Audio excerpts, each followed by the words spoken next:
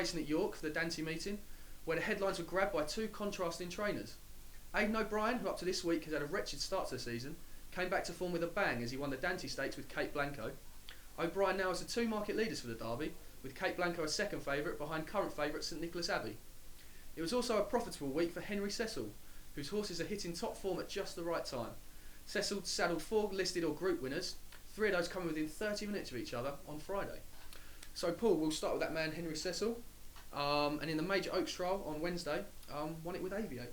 Yeah, and the funny thing, Lewis, the interesting part for me about both the trials, the main ones, was that we had 2 good winners, and both times connections came out and said, we've got something better than this at home.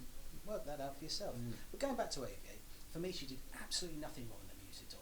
I mean, halfway up the home straight, this poor filly looked all dressed up with absolutely nowhere to go. Eddie Ahern's looking there thinking, where do I go next? I don't know, I'll find something. 100 yards out, Aviate was going to be an unlucky loser. 50 yards out, she was the mole victor. 10 yards out, she'd nailed Gold Bubbles to win by a head. Yeah, it was an impressive finish there at the end from Aviate. We'll stay with the Oaks, and Principal Roll battled on Gamey to win the Swettenham Oaks trial at Newbury for Henry Cecil as well. Yeah, nothing wrong with it. I mean, in another yard, she'd be your main Oaks candidate. You'd be thinking, hip hip hooray, we go to Epsom with a real chance. But this is Henry Cecil. He's got all the cards in this race at the moment, it would look like. Yeah. And if you listen to him, he still believes that not only is Timepiece the best filly he's got at the moment, but she ranks with any that he's trained in recent years, and possibly even a bit further than that. And take this on board. If he's right about her, despite the fact she's been beaten in both her first 2 starts this year, she's been working better than Bullet Train, who was his Derby colt, the one who won the Lingfield Derby trial. Yeah. So if he's right about that, maybe we're looking at a genuine Derby prospect. And let's face it, we could do with one of those that isn't trained by Aidan O'Brien.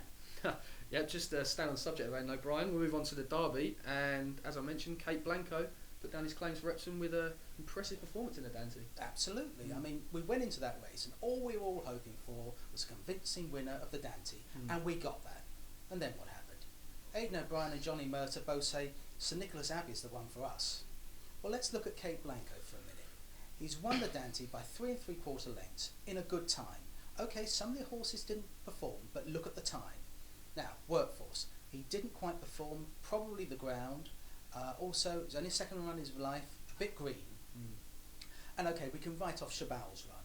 I mean, that's too bad to be true, but Coordinated Cut's a perfectly good yardstick, and that was a perfectly good Derby trial. Kate Blanco looked impressive. I know people are quibbling about the breeding, but breeding's something of a subjective view, really. I mean, if you follow his dam, Laurel's Delight, I mean, she was beaten the only time she ran over 6 furlongs. Take that on board, and let's face it, Kate Blanco shouldn't have been running the Dante, he should have been running the Duke of York. But if you look at the horse's running style, no problems. He saw the extended term for 10 furlongs out really well, and I think what it's down to is he's been heavily influenced on the stamina side by his sire, Galileo, who won the Derby himself. And before we get off this subject, I know O'Brien and Murtagh, they must know, but look at last year. They went into Epsom telling all who would listen, Rip Van Winkle is our horse. He's the best of the 6 we're running. And he wasn't even the best of the O'Brien 6 in the race in the end. Yeah, so that's a bit of a conundrum then for Johnny Murtagh. Who will he choose to ride, St Nicholas Abbey or Kate Blanco? Well, he seems to be nailing his colours to St Nicholas Abbey's mast. What I think is interesting is what happens when that ride goes up for grabs.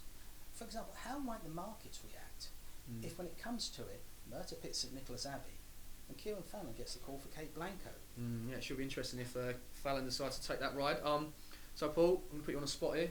If the Derby was tomorrow, who would you be backing to win the Derby and actually the Oaks? Who would you be backing there? On what we've got at the moment, if Cecil decided to run Timepiece in the Oaks, I think I'd be swayed that way. Okay. But conversely, I think I'd prefer Kate Blanco to St Nicholas Abbey. But I do reserve the right to change my mind. I've got 3 weeks yet. Yeah, you've got 3 weeks. And as Paul just said, a lot can change in 3 weeks. So stay tuned to better.com, where over the next few weeks, obviously, things will change. And Paul maybe will give his final selections for the Derby.